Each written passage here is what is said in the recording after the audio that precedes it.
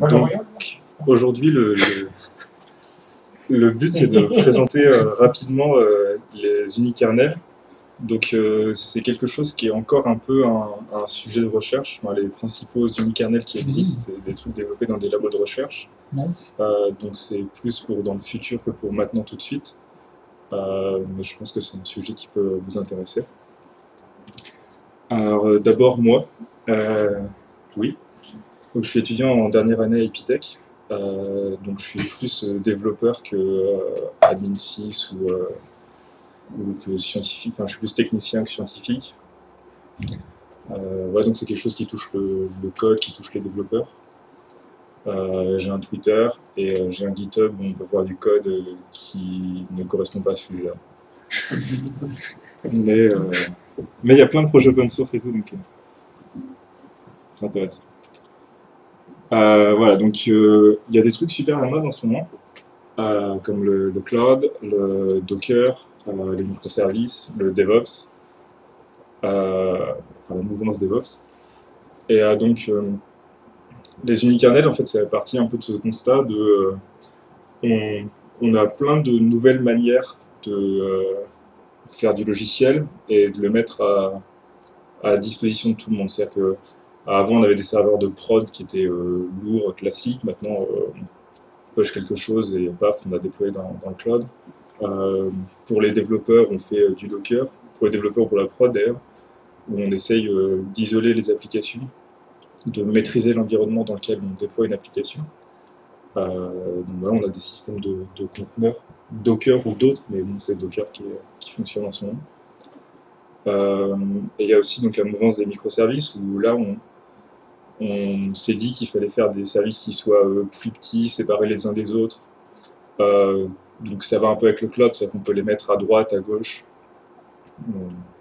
Les choses sont plus détachées.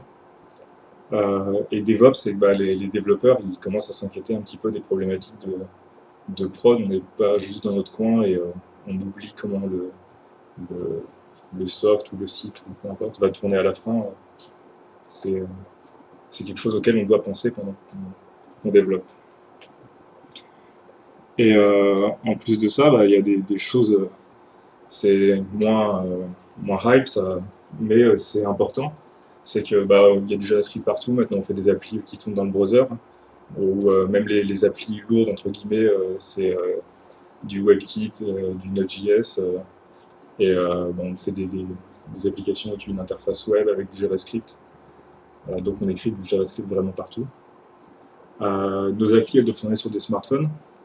Donc ça veut dire que c'est plus le même hardware, c'est plus les mêmes archis, c'est pas du tout la même puissance, c'est pas les mêmes problématiques sur le temps de réponse si on doit accéder à Internet, etc. Mais on veut que notre application fonctionne quand même, parce que ça représente beaucoup de monde, notamment les marchés émergents. Et les trucs qui arrivent vraiment dernièrement, c'est Internet of Things, donc les montres connectées, tous les bracelets qui suivent nos déplacements, qui nous donnent des stats sur ce qu'on vit au quotidien, etc. Et là c'est pareil, c'est encore du hardware qui est différent, c'est encore des technos qui sont vraiment différentes. Et là où il y a une vraie problématique de performance, parce qu'on ne veut pas recharger notre bracelet toutes les 3 heures, donc on n'a pas des processeurs énormes et on ne peut pas faire tourner des applications monstrueuses dessus. On ne veut pas déployer un Linux avec un Apache sur un petit bracelet. Et du coup, voilà, les challenges, quand on fait une appli et qu'on la déploie, donc on veut de la sécurité, donc on ne veut pas que ça casse à tout va. Donc ça veut dire que ce qu'on expose au public, ça doit être solide. Et le problème, c'est que plus on expose de choses, plus c'est compliqué d'avoir de la sécurité. Donc on veut maintenir notre application dans le temps sans que ça plante et que ce soit agréable de travailler dessus. Et si possible, je veux pouvoir faire apparaître des serveurs quand j'ai plein de gens qui se connectent sur mon site parce que j'ai été retweeté par LAO ou des choses comme ça. Donc voilà, il faut qu'on arrive à trouver des moyens d'avoir des applications qu'on peut démarrer ponctuellement, vite, pour répondre à des demandes qui ne sont pas permanentes. Et donc voilà, les unikernels, ça a été construit un petit peu avec tout ça en tête. Et Et pour bien comprendre ce que c'est, en fait, il faut comprendre un petit peu, je pense que c'est Docker. C'est-à-dire que Docker, ce qu'on met dans notre conteneur, c'est un OS complet.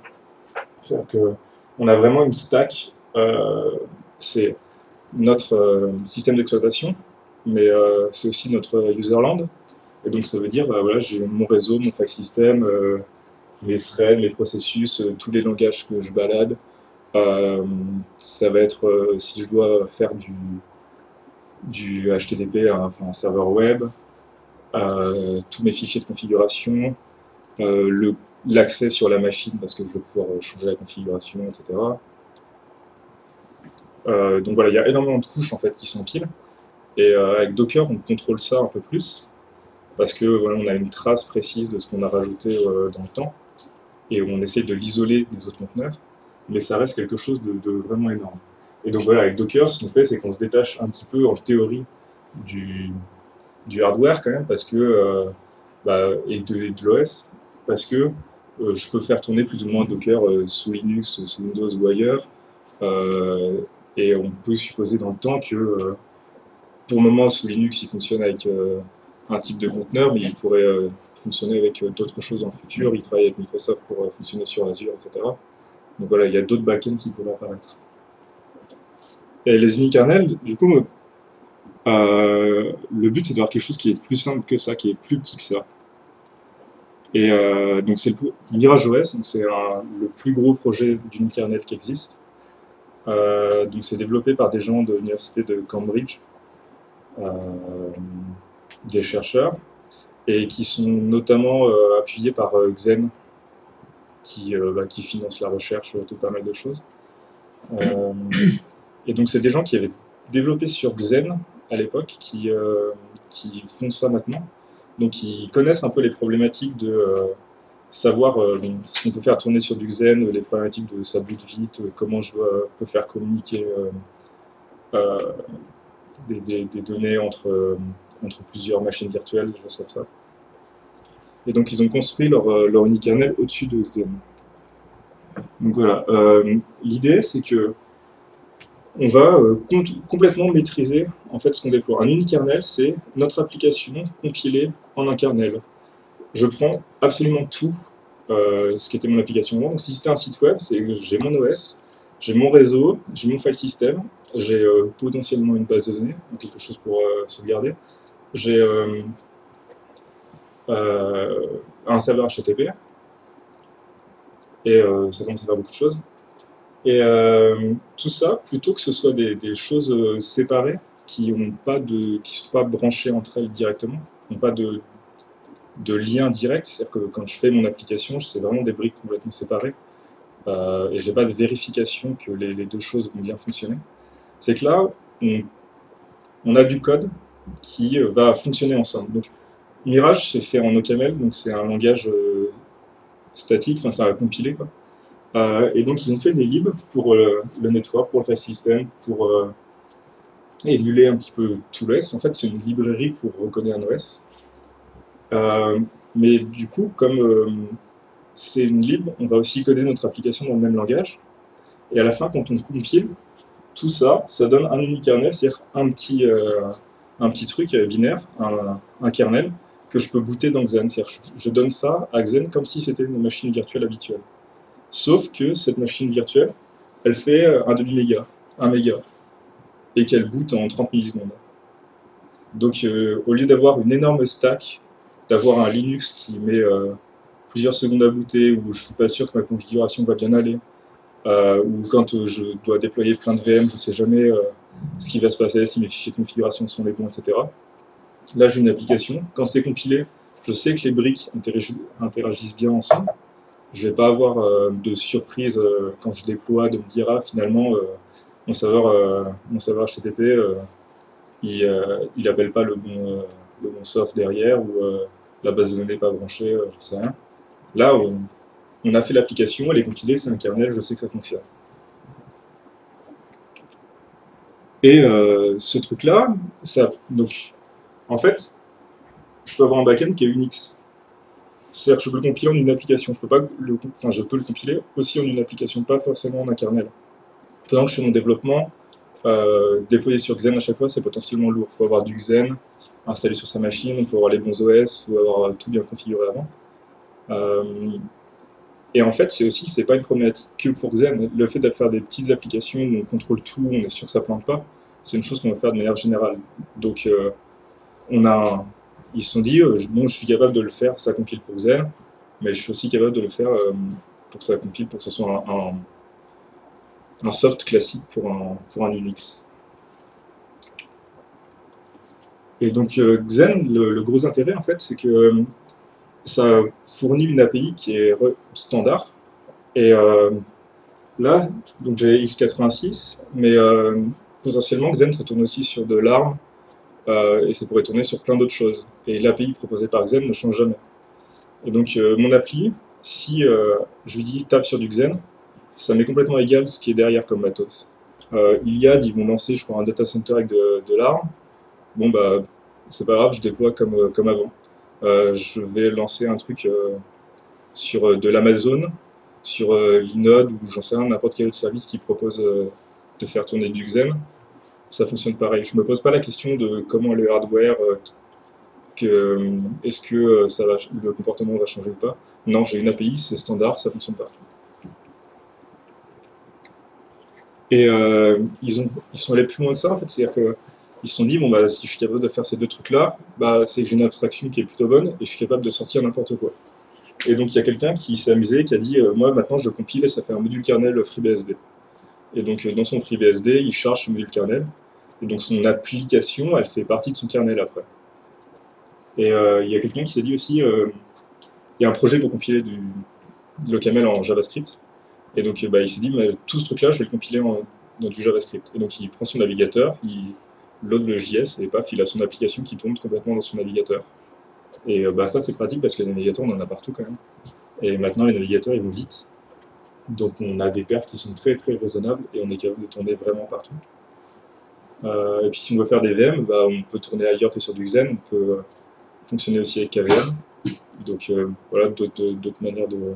On n'a pas besoin de changer ce qu'on avait en prod. Si avant on utilisait du KVM pour avoir des machines virtuelles, on peut aussi faire fonctionner ça avec du KVM.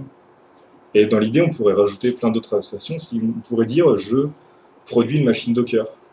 Et donc après, je lance mon conteneur Docker et ça fonctionne comme avant. Et voilà, on peut étendre encore les back-ends.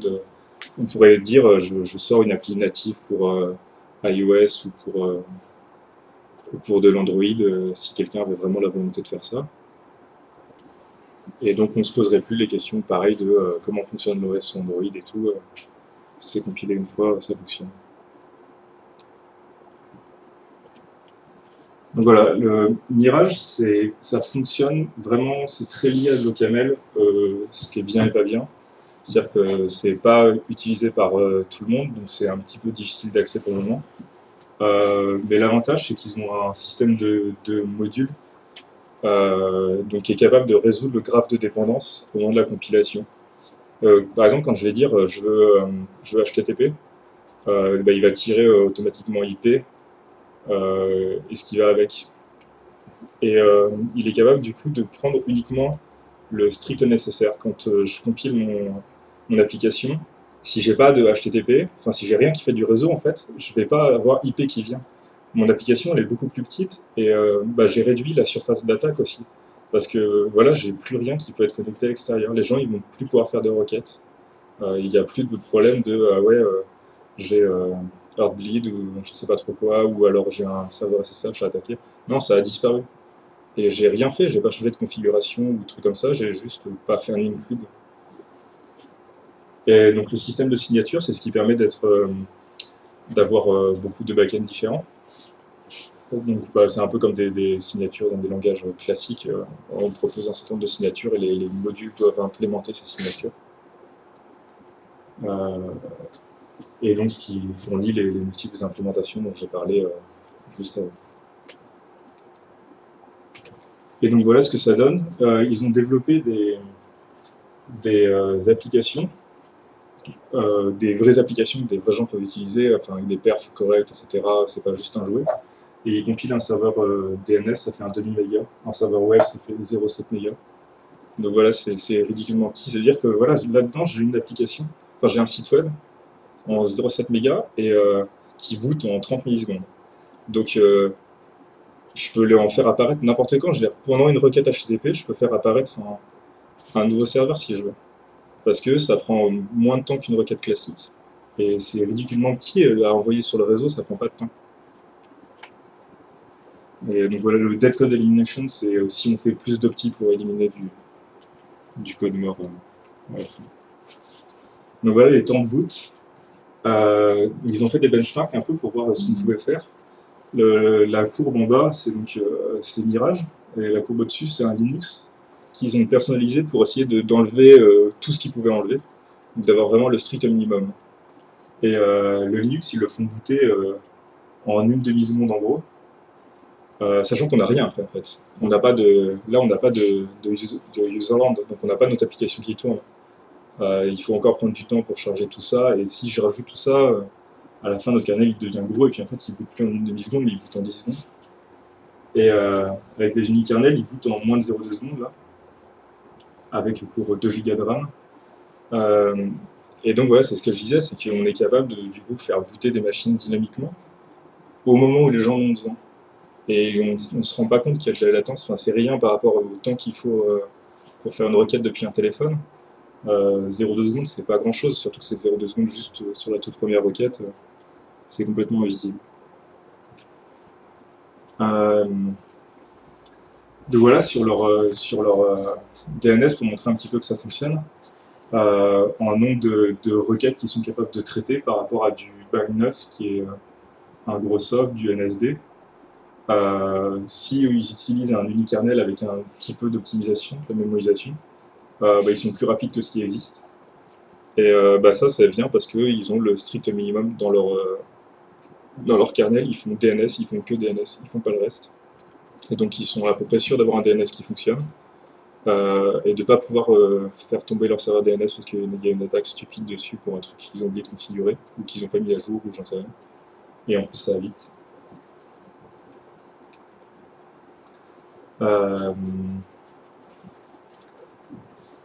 Ça, c'est le nombre de connexions par seconde qu'ils arrivaient à gérer sur un serveur web. Et ils se sont dit, bon, on va comparer un petit peu avec ce qu'on peut faire avec un Linux classique, où on va le mettre sur plusieurs machines, ou une machine avec plusieurs processeurs, et voir un petit peu combien de requêtes on est capable de traiter.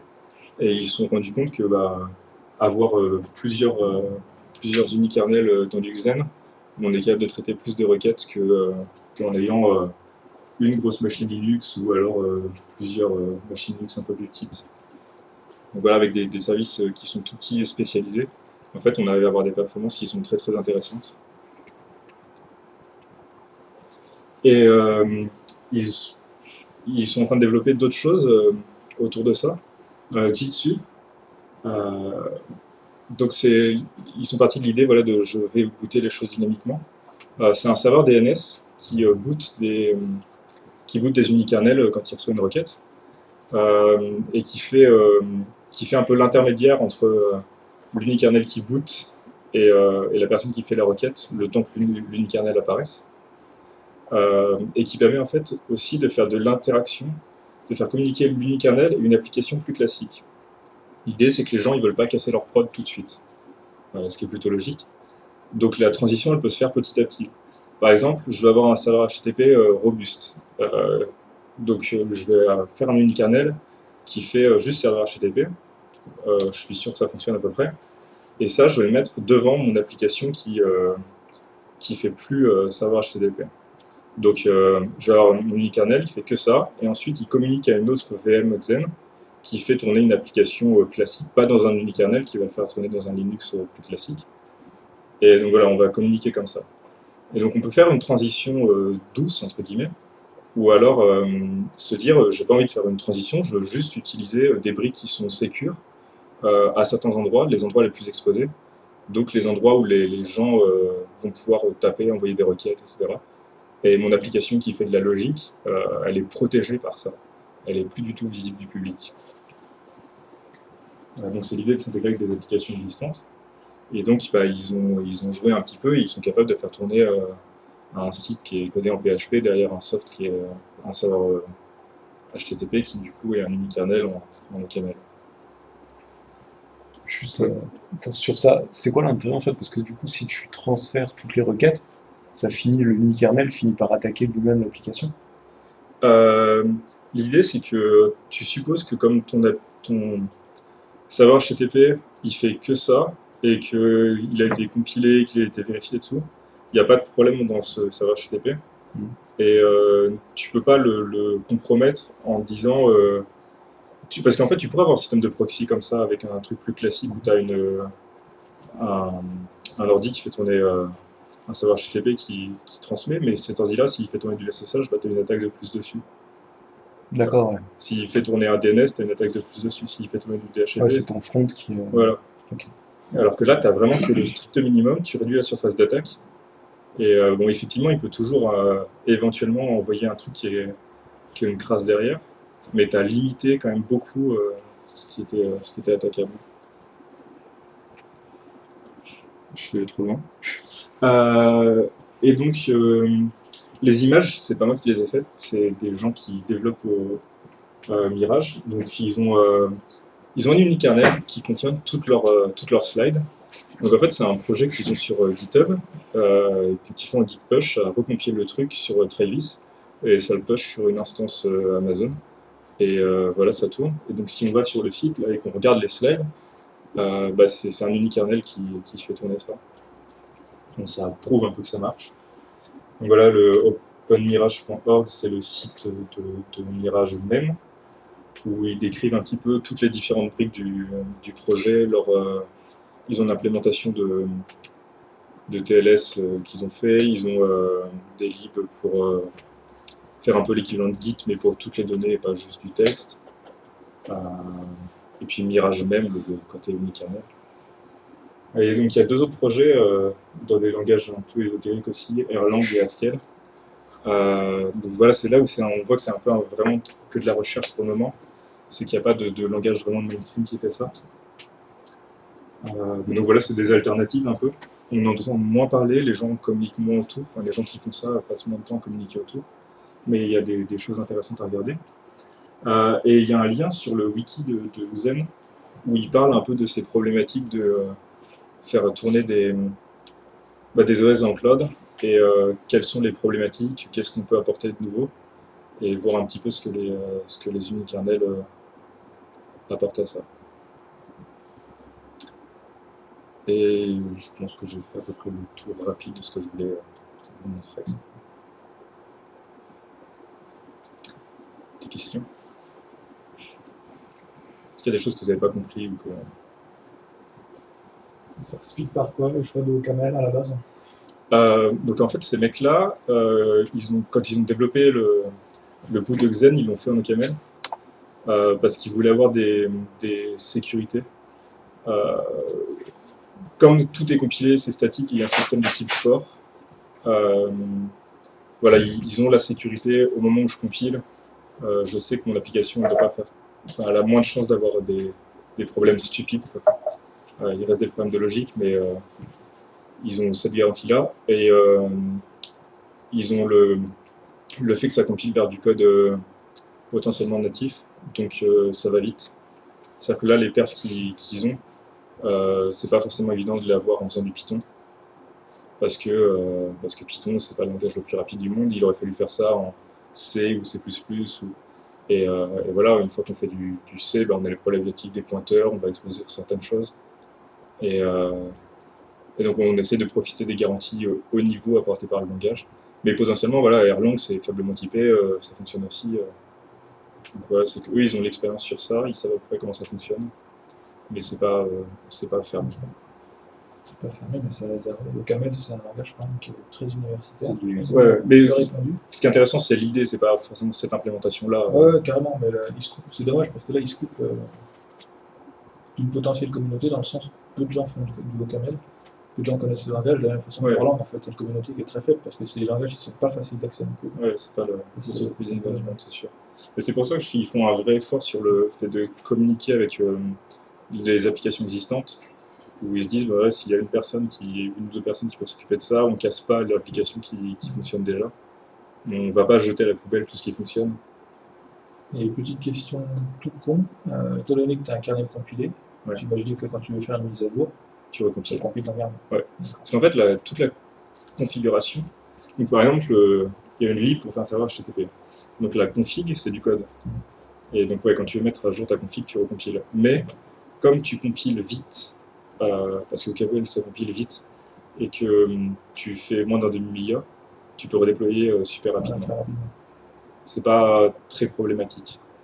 Et c'est un peu dans la même idée qu'avaient les gens qui ont fait Go, où ils se sont dit on va faire que des trucs compilés statiquement, je vais pas linker dynamiquement Pas de dynamique. des libs, c'est que voilà, j'ai compilé et après c'est simple de déployer, de gérer ça. Tu limites encore une fois la complexité parce que tu limites les interactions avec le monde extérieur. T'as déjà des applications un petit peu dans le monde pro ou ça reste vraiment que universitaire? Xen, il l'utilise en interne et il commence à faire des choses avec, mais il communique pas encore beaucoup dessus. Donc il n'y a pas de grosses applications. Il y a des gens qui s'amusent, qui font des trucs pour récupérer des quotes. Mais voilà, il n'y a pas de grosses applis. Tu parlais de Go, est-ce qu'il y a un portage qui a été créé en Go? Non.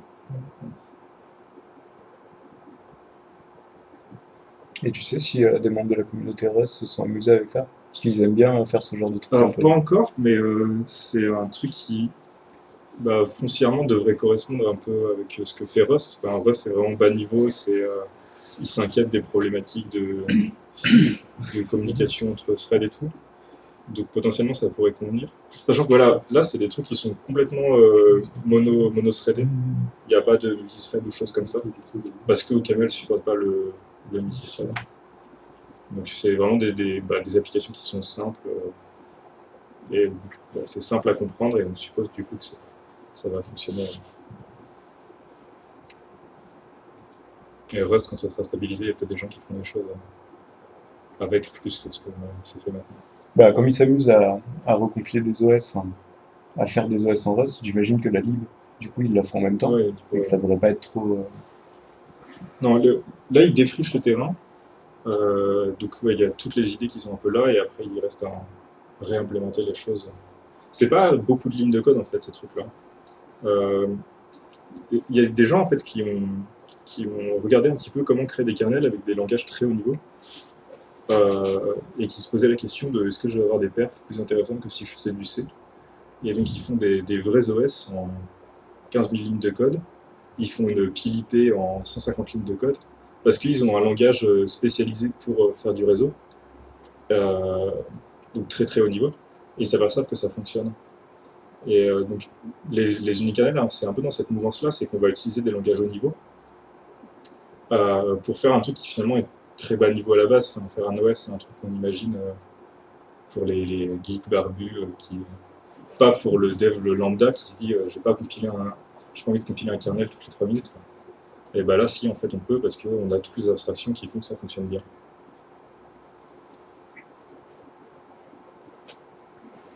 Ok. Il y a juste Jérémy qui a dit qu'il avait rien compris, mais. Il avait pris des cours. Bravo, une question. Ouais. Bravo. On devrait faire un truc là. Hashtag futur. Hashtag futur. Allez, la petite question bonus, est-ce que tu as envie de nommer quelqu'un pour un prochain Hello Talk, une personne que tu aimerais voir nous présenter quelque chose? Quelle surprise. Je vais nominer Alexandre Baron, qui est un élève d'Epitech qui était à Lyon aussi, La famille. et qui est chez Arcane, donc il fait du jeu vidéo. Le jeu vidéo, c'est rigolo. Voilà, Ok. complètement différent, mais ça peut être drôle aussi. D'accord. Ok, écoute, Alexandre Baron, tu ne regardes pas là, je pense, mais je te ferai passer l'invitation de toute manière. Écoutez, nous, en tout cas, on se retrouve jeudi prochain vers 13h, 13h30, hein, comme d'habitude. Et ça va être quoi jeudi prochain? Ça va être la surprise pour tout le monde. Sur ce, je mets en ligne les vidéos le plus rapidement possible. Donc il manque encore celle de Laurent la semaine dernière. Mais ça arrive et du coup je mettrai en même temps celle de Louis cette fois. Des bisous à tous, comme on dit, et puis à la semaine prochaine. Ciao. Ciao. Voilà.